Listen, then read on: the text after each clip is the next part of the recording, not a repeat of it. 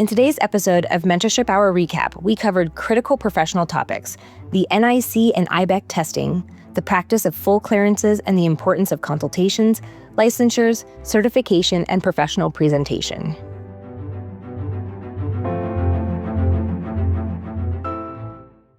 Hello. So last week, before we really dive into some of the questions that we kind of pulled up, we talked to Kelly and I talked to you guys about the things that I've learned so far with the NIC exam. And then Joanie and I just were talking about that, and I kind of wanted to revisit some of the struggles that educators are having when it comes to testing for licensure. Because a lot of you, even practicing electrologists, are kind of navigating those study areas and what to study. And I thought that would be kind of a great starting question. So last week I met with a proctor for Oregon, and we were talking about what were some of the expectations during the proctoring. And from that, this last week, I created kind of a mini lesson for my own students on the expectations of Oregon. And then I shared it with Joanie so that she could see it as well. But there are no standardization of education in the US for electrology, and I would even say abroad, because part of this is we were talking about how we have Canadian members, and the CPE up there is kind of just whatever your school tests you on. If you pass that exam, or what they say, write the exam. So if you pass your exam, then you get a certificate of completion, but there's no national certification program. It's you're just certified because you took a test from your school. And I have not found any additional information, because when I talk to my Canadian colleagues, since I'm so close to Vancouver, it seems to be that because there's no standardization, because there's no exams, there is a lot of people learning off of old material. And Joanie, you probably agree with this. As much as I love Hinkle, and you guys all know, I literally have the hair puller tattooed on me. The book's from 1958. And that is not new science. Mm-hmm. So as you guys are asking us about testing and these national exams, such as the CPE or the CCE or the CME or the NIC, do it first. Everybody's studying from a different spot. And it's a bit of a struggle right now. And your state associations are not responding to your teachers, because they're honestly just understaffed to return calls. So sometimes what I would say is, if you are in school or seeking these certifications and your teacher's not able to get through, and trust us, we talk a lot about this, I would doing it on your earpods? Yeah, it was. So I would also lean in and just understand that you're not alone in that. And we are actively working on it, probably daily in some way. What kind of things do you feel like you're coming across even in the adaptation of the new platforms on your side? Because I just had to redo all of my testing information to Milady. What are you experiencing on your side? Well, I feel like the My Lady program, they've gone through strides to make sure that it kind of correlates with some of the NIC testing materials. Then I think we had this conversation offline. Mm-hmm. Unfortunately, the NIC exam has a lot of extra material that just does not have anything to do with the field of electrolysis. And so when you send out the test prep booklet and it has the curriculum, right? It has the breakdown of all the topics that are on the test. That's kind of what you're studying. They'll have their reference materials too, which you can actually, you're supposed to be able to seek those out and then study the right stuff. The feedback has been consistently that there's questions about waxing, and there's questions about cosmetology, and there's questions about light therapy and things that are just not part of our curriculum at all. So there was questions like, which direction do you pull a hard wax strip off? And it's just like, waxing has nothing to do. So, it's difficult to say. I mean, how do you feel like Illinois has the CPE exam, the IBEC, right? So how do you feel the IBEC measures up as far as like using that one for testing? Eileen, how do you feel? I mean, because Eileen, are you IBEC over there in Maryland? Yes, Okay. we're IBEC. Yeah. I mean, so far I am 3 for 3. Okay. But we have a pretty extensive practice test that we've gone through. It's over 200 questions, and I just went through and added the questions from the Pneuma Lady textbook on chapters 2, 3, and 5 because they're pertinent to that exam. But for that exam, they have to study the IBEC book. They have to study chapters 2, 3, and 5. They have to study Mike Bono's healing videos on YouTube. I mean, it's a lot of stuff to manage, but and then of course they have to study our state regs because there's a separate test for that. And then the AEA infection prevention standards, which are in the IBEC book, but we try to drill them into it, and they tried to take what I've told them to do is take the test, my master test is what we call it, to see what they don't know. And then they go back to the materials that they have already, eaten, so to speak, and restudy what they were deficient in. And it constantly mixes the questions up. So they're not taking it, boom, boom, boom. It's not a repetitive thing. They're mixing the questions up. It's a Google form thing. So that's how I've been doing it. So far, so good. But I do feel like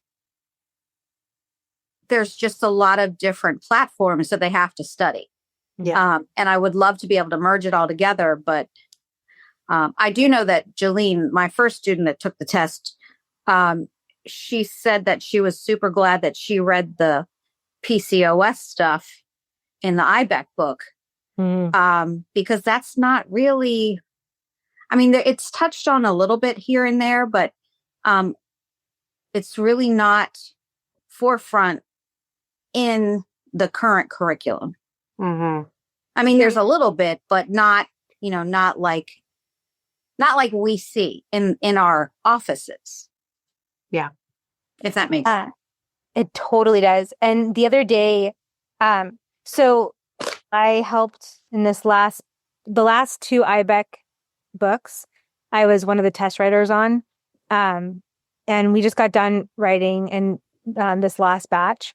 And Patsy, and I'm pulling up my email to take care of this. Yeah, she's looking for beta testers, right, for the new exam. Right. Yeah. Now, I think a couple of my girls are going to do it. Yeah, for those of you that are listening in or, that don't have your CPEs yet, and if you're interested in the CPE, being a beta tester, you do have to have at least 1 year under your belt. Yeah. Still. But being a better You and I beta do. tester. He doesn't. No, I know your state doesn't. But if you're coming from an NIC testing state or an unlicensed state, then you have to have 1 year. Interesting. Yeah. Okay. Yeah, well, that's how they do things. So the Frustrating. so if you want to do it, I guess you can take the new test for a discount. It's not that much of a discount. It's not that much. I know, I saw. No, it's like $400 or something like that. Yeah, but it's a little bit of a discount, I guess. And so there is that opportunity. We can definitely share the link. I mean, to sign up for that if people are interested in doing that, getting their CPEs, it's available. The I'm study trying to- guide, she said, was like only $40 compared to 90 for the Yeah. IBEC book. That's that true. in itself is like a You could like, just have a that's study guide ridiculous. Yeah. just Yeah. for the sake of the study guide. It's so funny the amount of email inboxes that the association sends stuff to. I'll find the email and I'll put it later. It's in the coalition one for sure. Oh, okay. That I'm like in all of my personal email and I'm like, I have found nothing.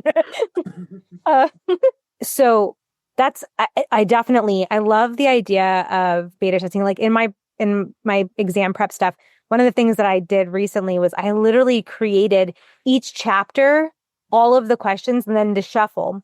So they get stuck in a space, right? So say, for example, you're like, I'm doing great on A and P, which a lot of people struggle with anatomy and physiology just because so much terminology. But say, for example, you soar at that one, but then you do horrible at, I don't know, let's say microbiology. Okay. You can go back and revisit that space and see how to improve where you were struggling and where to study and that kind of stuff. And I do, I like that. There's so much, you know, as electrologists, you know, we're all trying to elevate. That's why we're here, our industry. And there's been such a lull in education stuff. And a lot of the people kind of like we're so lucky to have people like Joanne, just because she's been teaching for, gosh, like 20 plus years at least, right?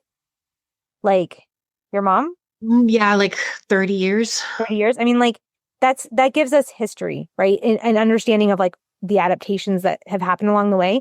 But so many of those teachers, when they sold their schools, they just retired and then went off and lived on La La Land on a beach and gave no information. So it is a little bit on the difficult side. So I know that like a lot of you have been asking us and fielding us those kind of questions of like what to expect. And we are working very much to get that to happen. There is a question that came up that Joanie had nabbed from the worldwide page that we absolutely loved. And it says, my tutor taught me not to overwork someone, but I'm seeing people doing full clearances in one session. How do you do that without overworking the skin? So I'm going to let you launch it with your answer because you found the question. Support for Electrolysis Unplugged comes from Zapmaster Electrology, where education meets innovation. As a licensed school, Zapmaster offers 200 to 600-hour electrology program and mentorship to help new professionals thrive. And through Zapmaster distribution, electrologists can access trusted tools, loops, and supplies. Learn more at thezapmaster.com. I think that it's so dependent on what you're working on. You know, you should always err on the side of caution, meaning that don't overdo it if you don't know the client's skin and their reaction and all that. But usually with the body, there's no problems with doing full clearances. You know, like the body, the hairs are never that dense. They're usually not that thick. And it heals well. The skin's thicker. So you don't have the same amount of fragility as the face does. Usually when you're talking about full clearances and staying away from that, it refers specifically to like full upper lips or doing like beard work and doing, exactly, like massive clearances in hairs that are thick and dense. Mm-hmm. And so that's usually what they're referring to. I think that, you know, you want to clear the legs perfectly and peach fuzz included, nothing bad's going to happen unless you're over treating, you know, and that's a different story. Yeah. And that one, I would say that you have to be very careful on just like people don't take care of their leg skin like they take care of their face skin. And so just, you know, talking to them about like their post care in those spaces is pretty important. Yeah. Pending that there's no other outstanding issues, you know, like skin can heal well, client takes care of said skin. They're not going to do anything that is going to, you know, be a detriment also to their healing process. All of that, you know, if we're talking just about doing too much in one space, then really what we're referring to in those cases tends to be just the face, and it tends to be the area that is just very fragile, which happens to be the little goatee area, especially. Yeah. Like I've done full clearances on cheeks, even for beards. It's usually spaced out enough. I've done necks all at once. It's just, it happens to be just right here. Yeah.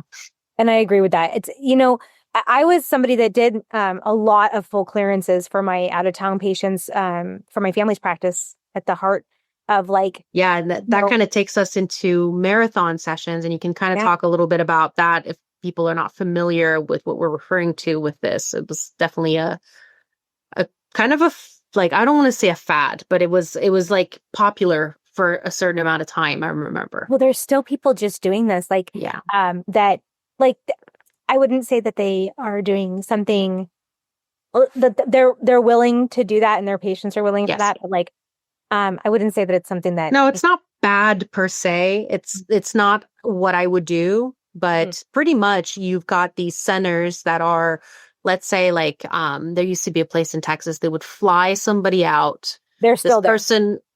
So this person would stay for 2 to 3 days, and then they would just get sometimes double technicians, so 2 electrologists working at the same time, and then working for like 8-hour days. I'm going to try to pull up a picture and show you guys.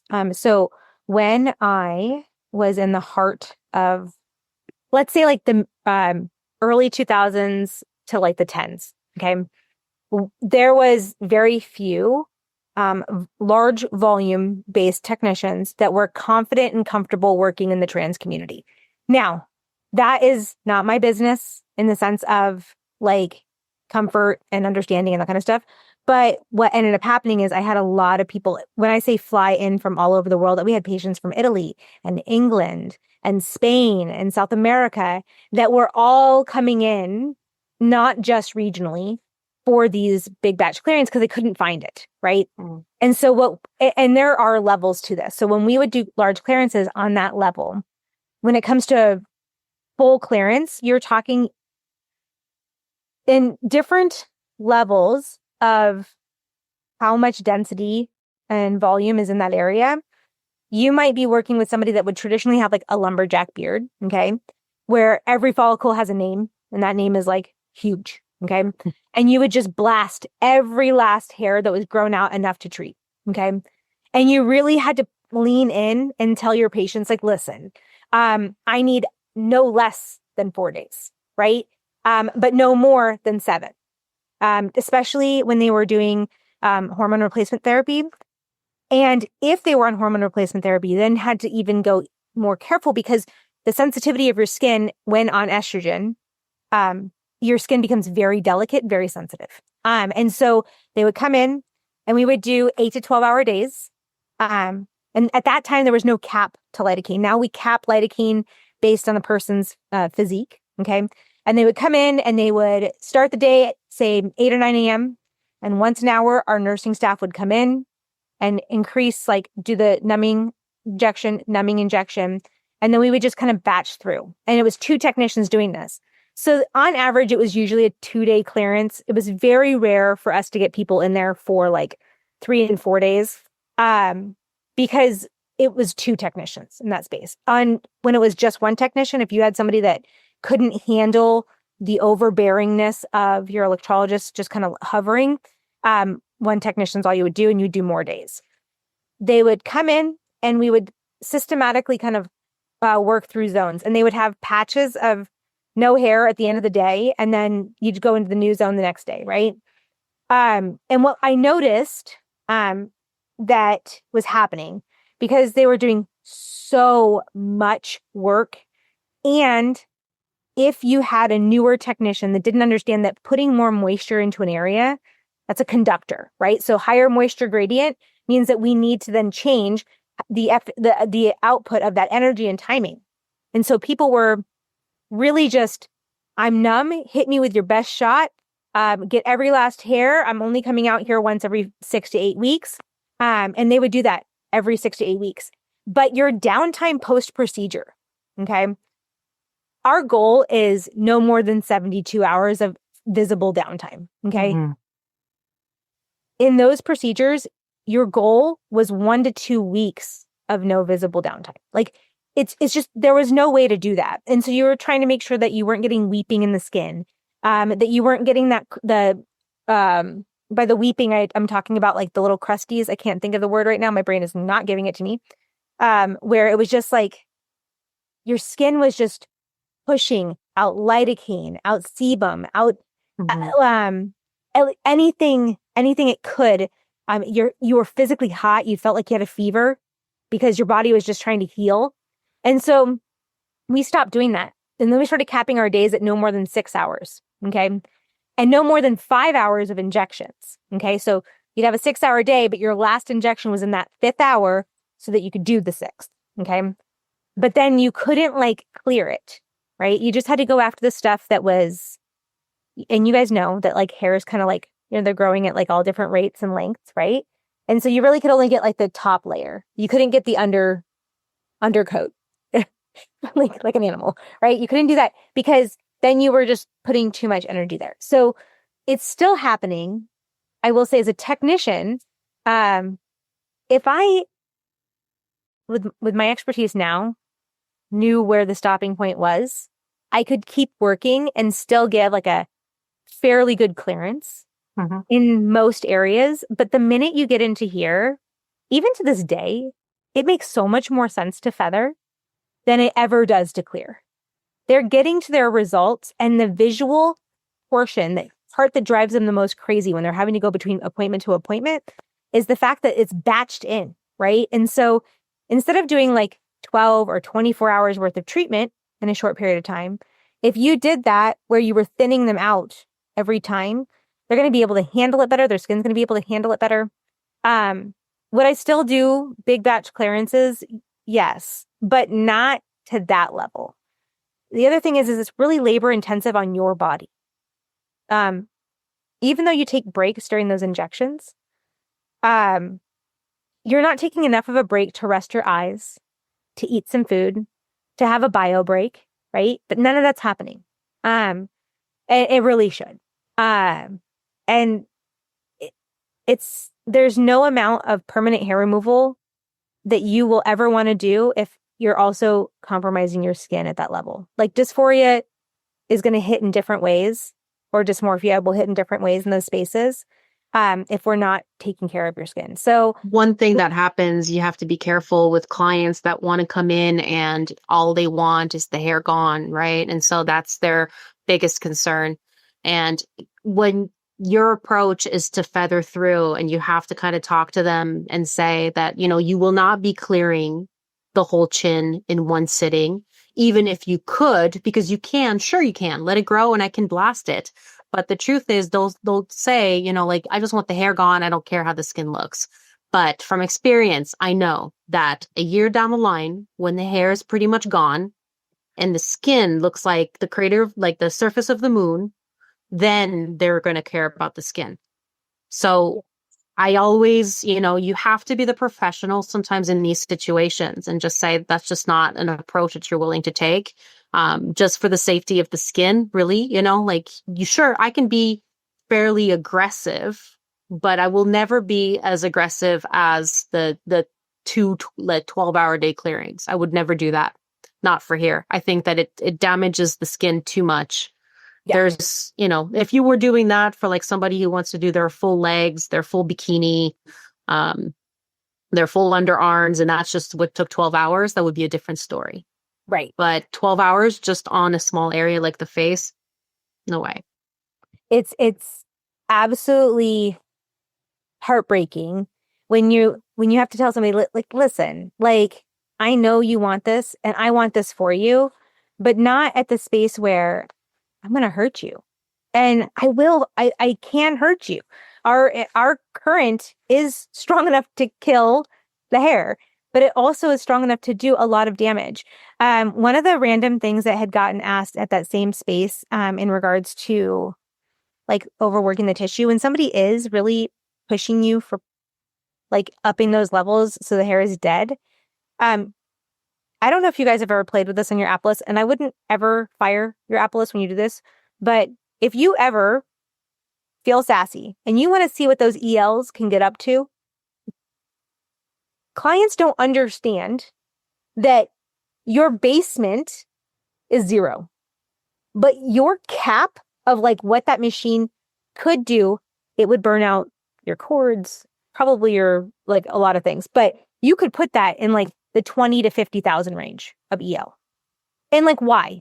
Right? And so what I explained to patients during that time is like safe parameters in this space is for me to work in this zone right here. And that's what I'm going to do is safe parameters, because I am not going to be the person that just hurt your skin beyond what I could do.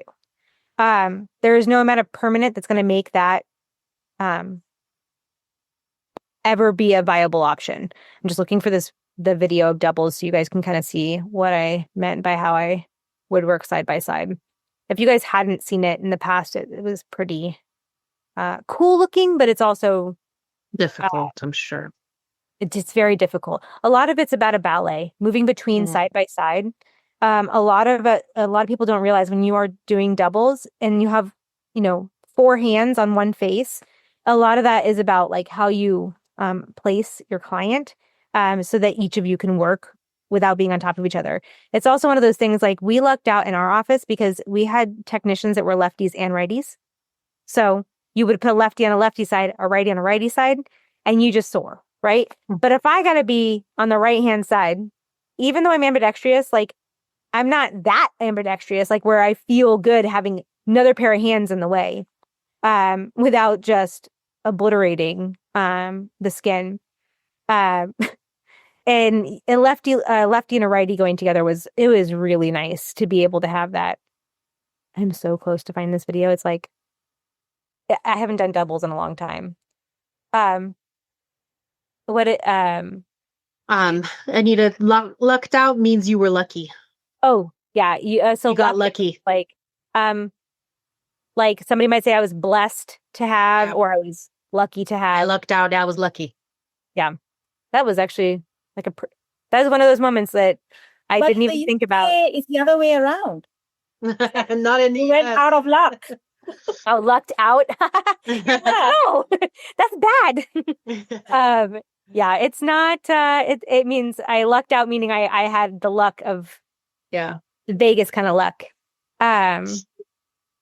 What's this? That's not my doubles. That's singles. You'd think that I'd have this in just one folder. I don't.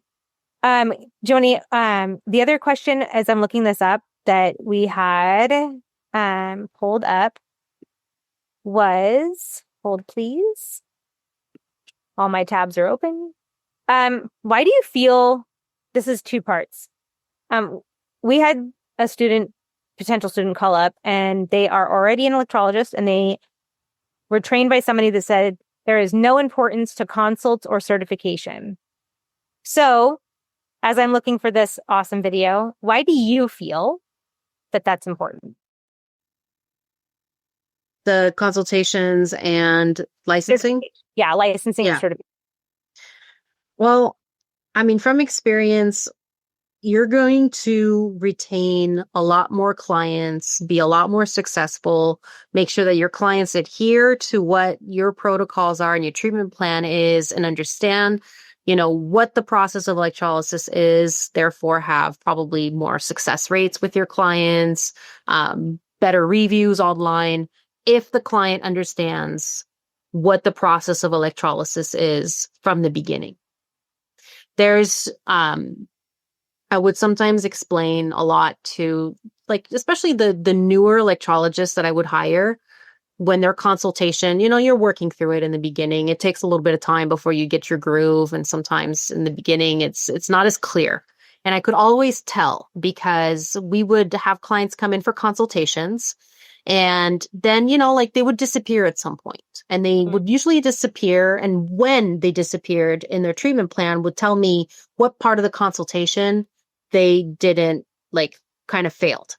And so if a client comes in and maybe comes in for the first, like a consultation and then one appointment or so, and then disappears, maybe you weren't good enough as far as capturing them to stick to the treatment plan. You weren't encouraging enough. They didn't understand that what the process was. There's a little bit of cheerleading when it comes to doing electrolysis, especially in the beginning when you have big clearances to do and it's more painful. The hairs are bigger. You're trying to get them encouraged, right?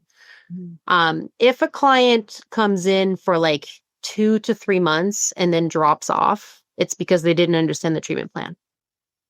And so they thought that they are not seeing results. This isn't working. And so they leave. And so when you are doing a consultation, those are always the most important points to me. And then, of course, I always want to make sure, like I'll tend to reinforce how the process is going to work. So, and the types of results that they're going to have. And you have to sell this, right? And I tell them like I want to know, I tell them, tell me the history of like, if you're coming in for your chin hair, right? Tell me the story of your chin hair. What have you been going through? What's been going on? And so they go through and they talk about the laser and they talk about the years of plucking. And then I go through and I kind of explain like that in a year from now, like if you want permanency, you're in the right place. This is what we got to do. And then here's how this works, right? And we're going to go into it. Like I have to sell that this is the right choice. You came here, we're going to get this done. You do what I tell you to do. We're getting it done. It's going to work. Then the treatment plan, right? They have to understand how this works. And I will be very clear. Don't look at yourself in the mirror too much in the first 3 months. Don't overanalyze how many hairs are here. You have to explain, the undercoat, right? As you said, you have to explain the theory of the undercoat, that hairs that are coming in the week later are not the same hairs, that it's going to take how long it's going to take before you even start seeing regrowth from the work that you've done. And I like to explain the stair step because I really feel that one day they wake up and it's like, boom, 50% of the hair is gone. It's almost overnight. That's why the stair goes down that drastically. It's not like this. It's like this because they almost see it overnight. And then I tell them like every 3 months, we're going to be going down another step. And so you're going to see the results. But if you don't explain that they have to wait those 3 months and they just disappear, it's because they didn't get that. They think that it's not working. But what they're really seeing are different cycles, right? We know this, but did you explain it to the client? And then explaining things about healing is so important. The scabbing that they might get, the breakouts that could happen, and what you want them to do when these things happen, which is not go on social media and on Facebook and talk about your pimples that weren't addressed or the size of your scabs or things like that. Like I expect clients and I tell them like, you need to come back and talk to me. Call me and let's address it. If this type of aftercare doesn't work, we're going to try something else. If you get too red or you get too this, like we have to, it's a give and take, right? I'm working on your skin. I have to figure out what exactly works for you. And that sometimes doesn't happen the very first time. Sometimes we do a little bit too much on your sensitive skin and you've got, a bunch of little white pustules. Okay. Not ideal, not detrimental. Your lip won't fall off, but let's see what we can do to make sure that this doesn't happen again, because I want you to go through this, be committed, come in for your appointments, but also not feel like you have to hide for the duration of the time that we're working on this, right? So I've offered things like free aftercare. So come back in. It's a 5-minute thing. I'll do some high frequencies, zap, zap, zap. If you have little pimples, come back in the day later, because I know how easy it is to treat something like this. They feel like they get something for free and then we go through. But all of this I lay out during the consultation. And then I feel like the clients then are on board. They're in it, they're convinced, they're going to do it. And so we go from there. So I think that the consultation is absolutely crucial, honestly, because that's what sets the scene. If you don't do this, then don't wonder why your clients tend to disappear 6 months in, or they go online and ask questions to, the masses. And then the peanut gallery comes in and that, you don't know what kind of advice you end up getting from everybody else. So. Oh, yeah. I mean, when I think about a consult, that's your contract for expectation. And like, this is how I show up. This is what I need you to do to show up as well. And I get that it's time consuming and like it's mundane and that kind of stuff. But the fact is like you are doing something that is going to cost a lot of time and money And time is money. Obviously, that's how we get paid, but it's money for them as well.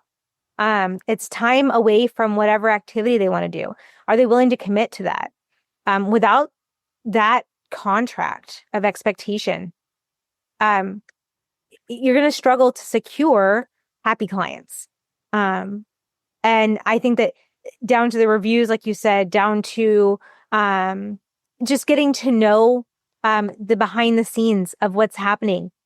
Your client intake form, I know that there's a lot out there and a lot of options out there, but it should be fairly detailed. You guys have seen mine before. It's not just, consent to treatment before and after care and their address.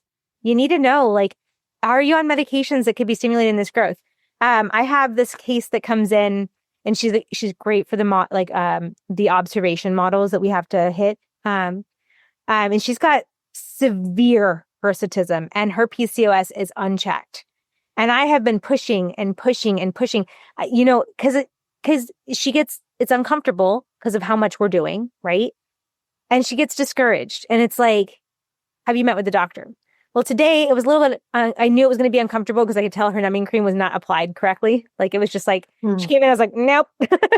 And so I was like, you know what? This is the perfect time. Let's go walk next door to the doctor. And my medical director is literally next door. I'm like, before we even lay down on the table, we're going to go walk over there. And I said, this is the patient I was telling you about the other day that we were talking about the PCOS and how we can go down those routes and yada, yada, yada. And all of a sudden it was like, by the time we walk back into my office, and she always comes in with her mother as like an emotional support partner kind of thing, and in her caring, and I don't care if somebody has a person with them as long as the person's not interrupting treatment, but mom realized, like, the kid's mood, 21-year-old, the young woman's mood changed and was like encouraged, like, oh my gosh, I didn't even realize it was going to be that easy, right? Made an appointment for next week. She's going to have new numbing cream. She's going in for a PCOS consult, and this is going to probably change her into an insurance-based care, and it's going to be a lot less on her. But it's that constant consult of like pushing that through and understanding of like what you have to do. This season, Electrolysis Unplugged is spotlighting our groundbreaking research project. We're working to bring legitimacy, data, and recognition back to electrology. If you're a practitioner ready to contribute detailed charting and client outcomes, or a student interested in learning the process, visit electrologycoalition.com, look under research, and get involved today. Together, we're writing the future of electrolysis.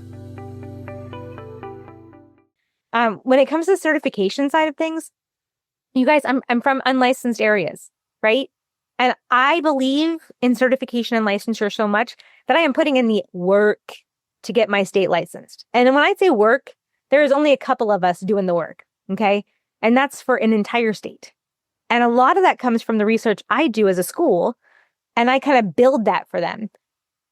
If you don't have certifications and licensure and continued education, and most of you on here have done something along that way or are trying to, I will tell you that the public does care, okay?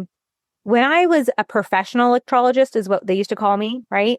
Before I had certification, it was like I was popular amongst the clients because I could connect with them, but that something happened when I came back with my certification, and they didn't care where the cert was from. They just wanted to know that I was going for continued education, that I had some type of formal test done to say that I was able to study enough to know that, right? And they wanted to know about what I was learning at my continued education. They became so invested in that. And I think that it just, it holds a lot of weight. And I have been at this, the convention will be my 20th anniversary in electrology. I've done 21 years of laser, but on the convention weekend, it's my 20th year. And I was just thinking about that, like 20 years of this, and I've been certified since 2011. And I would not change it for a thing. I don't necessarily need to be like, I like like the conventions that we do and stuff like that, because I get to know you guys. But there's something that gave me this foundation of, even with all that, I still want my license.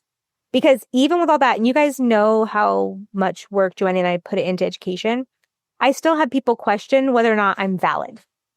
right? And that's their thing, right? That's not a me thing.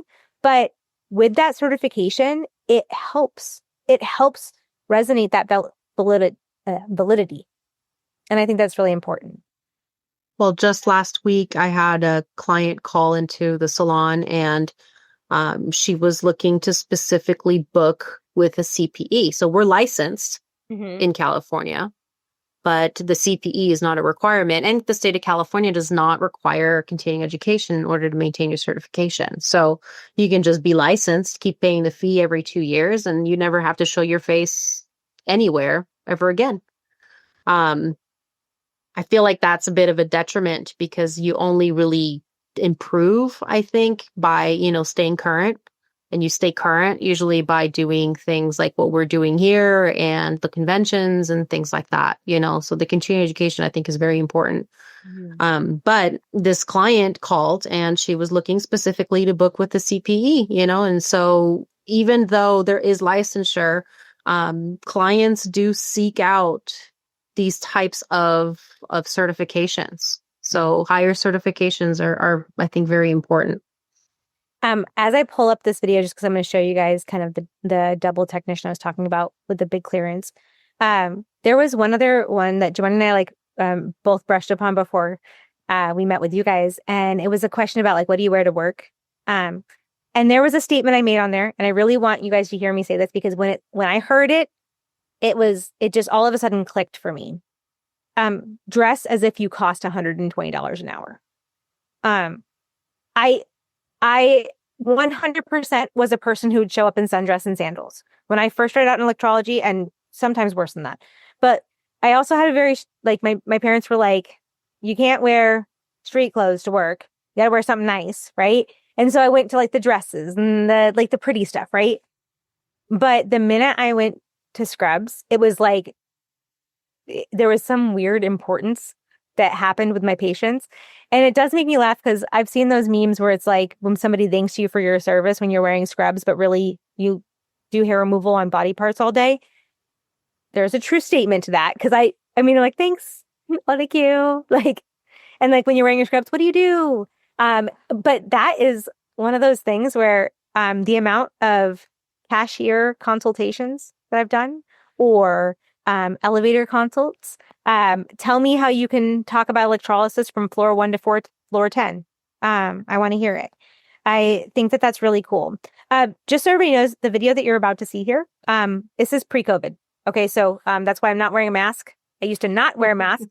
Okay. We have to do a disclaimer. Disclaimer. Judge me. Yeah. Stephanie doesn't do this now.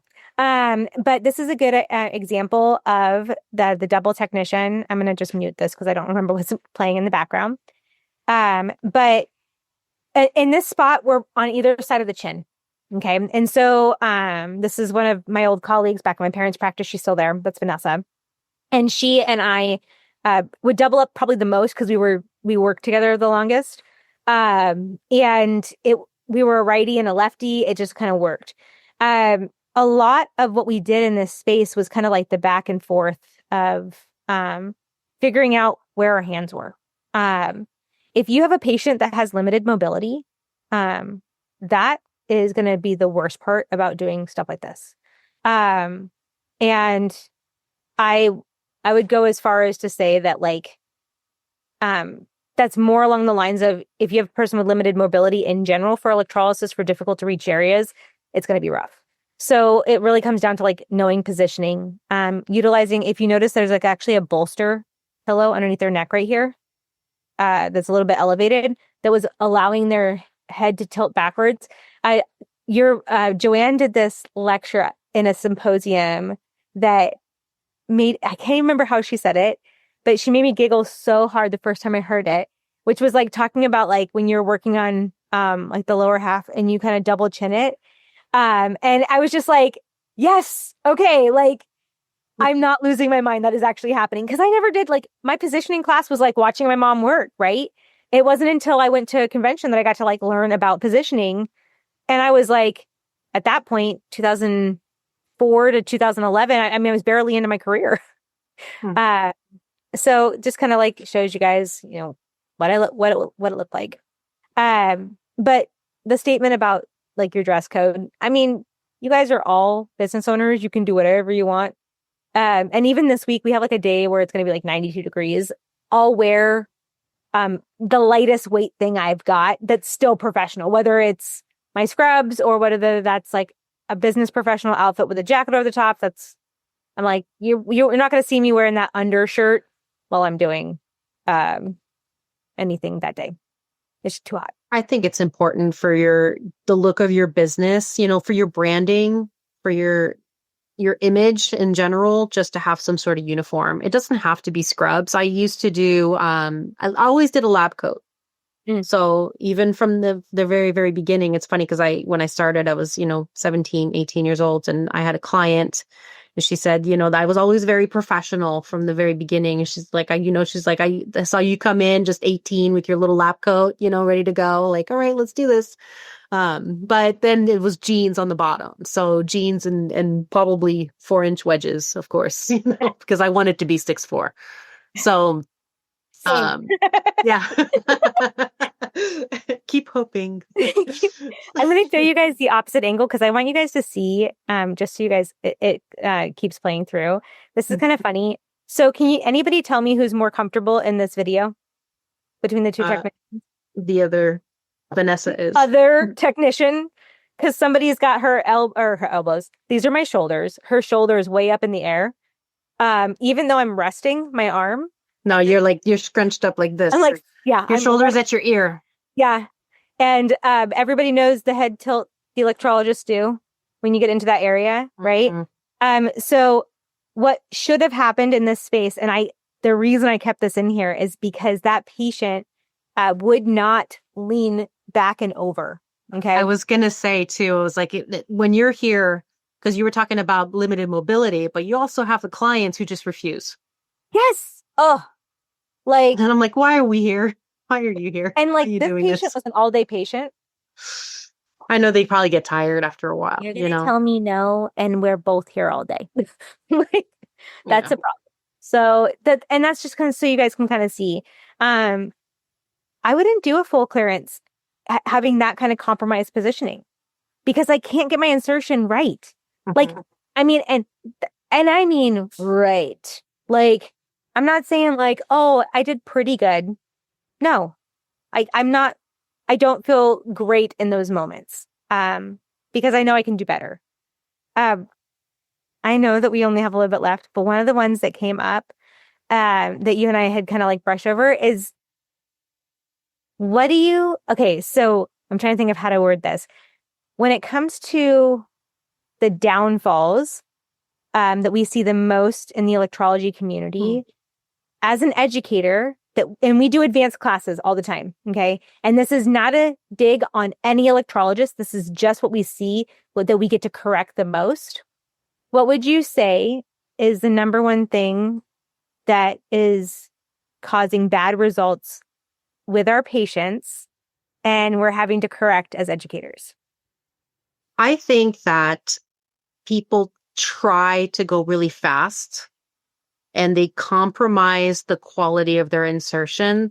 I think most electrologists tend to tweeze. Yeah. I think I see less stabby stab. So for the most part, like, it's the insertion tends to be kind of okay, but I think that most people are not discriminatory enough when it comes to testing the hair. I want it to just fall out with a gust of wind. That's how much I want it to be sliding out. And I see a lot of, even if it's just barely tugging, it's to me, that's a straight up tweeze. Like you said, you're like bad Stephanie. Well, like if there's any tug at all, it's to me that was a bad, that's an immediate regrowth. We're going to see, under your magnifiers, you might see movement of the skin when a hair is larger and the skin is thinner. Okay. That is not what we're talking about. What we're talking about is when you extract that hair, like I always joke and call it a bloop. It's like the hair kind of like just, like it has enough lubrication. It just comes like out. It's gorgeous. And I'm not saying that everybody's like struggling to make it happen, but I think that a lot of, because of that pluck that's happening. I think that it has to do a little bit with people afraid to give the proper distribution of timing and energy, like the intensity and the timing, because they want to make it as painless as possible to keep that person on the table.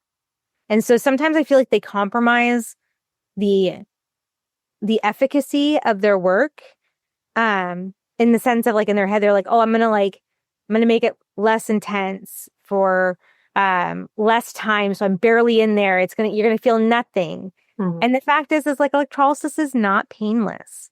And if you prepare them appropriately and just give them the current that they should have had at the start, their results are going to come so much faster that they won't have to have more painful treatments. They'll have good treatment with great extractions.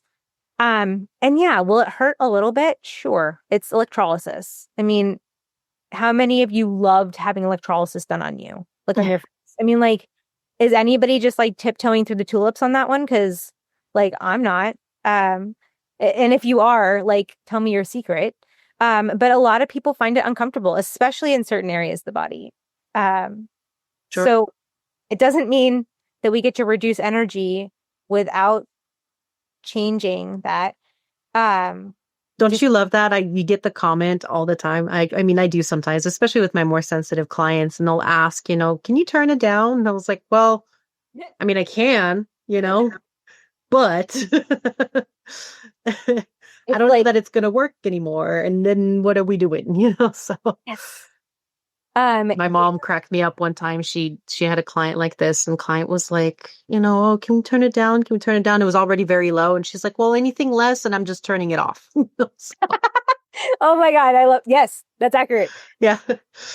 Unplug from the wall. So no, I mean, it's true. I think that it's important as electrologists, especially, there's you work by yourself.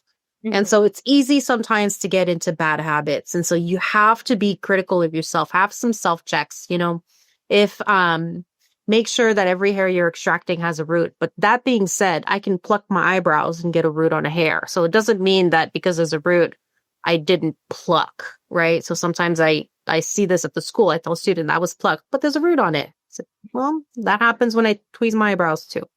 Mm-hmm. So, roots on hairs just means that you didn't cut the hair, or you've treated the complete, root technically, if it wasn't plucked. But, that you're not plucking, and then you should be judging from your results. So I think that most of the time you should be entering maintenance at month 9. Yeah. Like if it's a beard, it's probably going to be a year to like a year and 3 months. But most of the time by month 9, clients should be, just kind of like little hairs here and there, almost coming in like once every 3 to 4 weeks, and appointments should be short. If you're going on 2 years on the same area with the same amount of time, like you have to just go back and check what's going on. Is the client tweezing in between, right? There's obviously a lot of different things. Sue, this is Sue and Hannah both commented in here, but that's actually a really great question. Here's the deal. And I was about to say this. So month 9, okay, if we're thinking about like when they should be going to that, are they following the recommended treatment plan to get to that level? Okay, so the frequency of your sessions is dependent on the aggressiveness of the growth to begin with. So how much hair is in there, how quickly it comes back around, how long your hairs can get in that space. So like a couple weeks ago, we had talked about, I think it was on here, where we talked about that like sometimes you can see somebody grow like a sizable beard, and the next time they'll have something that's not next time. Another person will have like a stubbly one, and that's as much as it gets, right? Well, one person has a longer anagen cycle than the other, okay? And so a person that can grow that like ZZ Top facial hair is not having a like maintenance achieved at 9 months, because like the hairs have not even, like we haven't seen everything yet. So that's what she was saying with the beard. It's like, it's going to be different. So frequency will depend on like how often were also, they. Sure. And also I kind of, and this goes part of the consultation when I explain treatment plan, my goal at your appointment time is to book enough time that I clear the whole area when you come in. Now that's feasible in some places and it's not feasible in others, right? So we talked about marathon clearings of beards. I'm not going to be clearing your beard from cheekbone to collarbone in one session. Eventually we will. We'll get there. We'll work on this. But let's say you're coming in and it's just like this part, right? So we're just doing like the PCOS type facial hair that is not super, super dense. So the frequency is probably once a week, because if it's fairly aggressive hair growth, it's going to be at least once a week. And the length of time is however long I need to clear that whole area. I want you to leave with it bald so that you're not touching it in between. And that's my frequency. So it's going to be once a week and then eventually once every 2 weeks as it starts to slow down. When do I change appointment like length and frequency? Usually once every 3 months. And that's when you're changing the stair step. And so by the time you're getting to month 9, we've gone through 3 full cycles. So each hair was treated maybe like 3 times at this point. Some of them have died off in the first time. Some of them it took twice. Some of them are 3 times. And some of the lingerers, the ones that just can't get the hint, are still the ones growing in. So that's the part where you're kind of getting into 9 months. The hairs that are still growing in have been zapped before, probably a few times. And you're just getting the stragglers. So if you're doing this correctly, that you should be killing off. I tell them, like, I think that there's always a percentage that I just get perfectly, right? And then that hair doesn't grow back in anymore. But the bigger the hair, the more dense, the more deep, the more cells there are, the harder it is for me to be one and done, right? So then we have regrowth. This regrowth is going to be smaller, is going to be, lighter, thinner, where the same spiel we always give. And then I have to zap it again. And so the smaller the hair, the more of a chance there is that I am one and done. That's why peach fuzz is once or twice.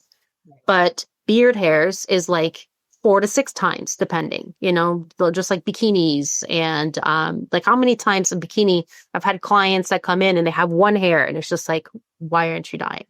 But it's one hair. Yeah. It's like I call that one Rasputin because it just won't die. But okay, there's a couple things in here. So I went to go try to drop a link in there. For whatever reason, it's saying that it's 404 not found. So Sue, when it comes to learning treatment plans, a lot of times in school, to get you to a point where you really understand how to treatment plan, sometimes takes a little bit of that getting to know yourself as a technician. Okay, because that treatment plan is going to change. However, Joanie has a lecture that we did earlier this year, the staircase model one, that was in our platform, but I don't know if we've made it like the home study into that in there. So Joanie, if you know where that home study is, like if you want to drop that in there, that's, what's crazy is like, I love, that's one of my favorite lectures to listen to, is because it's one of those ones where I feel like, even though I love to treatment plan and I know, like I'm confident in my treatment planning, I still find new morsels every time she gives that lecture. And I really do think that there is something very solid about the way she describes it, that it is worth popping on there and doing the home study, because it's just really comprehensive information. I don't, so if you can do that, I would do that. And Sue, like when you're talking about like speed, I'm not even, the only way that this would affect your treatment plan is, like let's say it takes me an hour to clear this and it takes you 4. Then that just means that maybe this client, you're doing 2-hour appointments twice a week because that's the speed you're working on. Mm-hmm. But every week the client gets cleared. Mm-hmm. So then the frequency is the same as mine. It's just that the hours spent on the table is going to be a little different. And with time, speed doesn't come from how fast you jab the probe into the follicle or how fast you yank the hair out of the follicle. We kind of are going back to like one of the pitfalls is that I feel like people try to go fast, but they compromise the quality of their insertions. And success in electrolysis comes from accuracy of insertion. So you just, that's your goal. That is the number one thing that you need to focus on. And then with time, as you get more experience, the speed will come. My speed doesn't come from how fast I jab the probe inside the follicle. It comes from not having to judge angles anymore. because it's just is second nature. Yeah. So I know how to set up and I go in, and so eventually that will happen too. It's just that, but I don't yank so hard that I tweeze the hairs. I'm actually pretty discriminatory about that. I want to make sure that it slides out, and I still don't poke through tissues. I'll back up and insert again if I'm hitting resistance. So I'm still looking for the same things that a student is looking for. Yeah. Every single insertion that never goes away. But, you have to be able to just you're just going to get quicker at reading that. So, and that comes with time. And in your early days of being an electrologist, I know that we're about to go over here, but in your early days of being an electrologist, I really encourage you to scale your price scale as so that you're welcoming people in initially, off of your expertise in that space. Because it allows you to have that learning curve of that speed and accuracy and judgment. And your clients will be happy. They don't care as long as they got their value. And their value comes from your accuracy over your speed any day. I always wanted to be the fastest electrologist. And I remember one time we were at a conference and somebody said that they did I don't know, it was 1,000 hairs an hour. And I was like, whoa, how? But at the time I was a blend operator and I didn't understand synchro. And it was peach fuzz and it was all those little things, right? And people will hear that hair counter and they'll think that that's the goal. No, the goal is hit the target. That's it. And kill that hair. And so definitely don't be so hard on yourself when you're saying I'm slow. I am hard on myself, and that's You're part of the problem. I want to be perfect, and honestly, I tell my clients, if you can find someone who can do a perfect insertion every time, go to that electrologist. Give me their information. I'm going to go to that electrologist. Also, I'm still struggling with being human. But as Joanie was saying, 9 months, I have a client, she has PCOS. She has been on, she comes 90 minutes once a week, and I haven't even gotten to clear her neck yet. But then that's your treatment plan, and that's okay too. I had a client, we worked on her face for a year, and she would only do 1 hour a week, never more. And so do you think that I was able to clear, and she didn't have that much because she was on hormones from a fairly young age. And so she never really grew in that much facial hair. But, by the time she was going to be moving, I had barely cleared her cheeks, maybe for the last 2 months of her treatment plan. So she was like, well, it's been a year. Am I done? I was like, no, because we just started the countdown on your cheeks. So she would have been 2 years in probably. So it would have been next summer, she probably would have been done or close to. So that's the nature of her treatment plan. This is what she wanted to do. It's not for lack of me saying you need to come in more. You need to do more time. If you can't handle more than an hour, come twice a week, 3 times a week. Because the faster I go through and clear the area, the quicker you get to that permanency that you're looking for. But that takes some give and take. If the client's not willing to work with you on that, then it is what it is. And I've found that when I clear a big area, when she comes back, sometimes the touch-up takes the whole time, just because I like to keep the area touched up before I clear more. And that's a good strategy. I also work that way. Good. Yeah, I do that too. I'm So I don't touch new growth. I always go back over my work first because that hair is just in prime stage. I know that, Sue, I'm really proud of you for that vulnerability of saying these things because you are not alone. This is very typical concerns that a lot of us have when we're finding our vibe in our workspace. And so I do want to thank you for that because I think that's really cool to open up like that. So don't even you are doing everything that you should be doing and probably more to make yourself an excellent technician. And that's what will get you there. And that'll get your speed. Yep. Yeah. On that note, I think we should probably end for today. We can definitely touch again on treatment planning. I know it's a very important topic, and we can maybe talk about some case studies next week if we're interested in doing that. If anybody wants to do that homework assignment and you guys want to send us over some of your difficult cases that you're losing your mind over, if we have like, I would say in an hour's time, give us like 4 people. So like the first 4 that send them in, send us photo documentation, kind of a brief overview of what you know from their health history, and then what your treatment plan looks like. And we can definitely help kind of guide you in those spaces. So you give us 4 difficult cases, we'll give you some ideas. Mm-hmm. All right. Sounds good. Yeah, absolutely. All right, everybody. Have a wonderful evening. Thank you for being here. And we'll talk to y'all later. Bye. All right. See you next time. Bye-bye. Bye. Thank you to everyone who shared their insights. These conversations help reinforce the standards and professionalism that set electrology apart.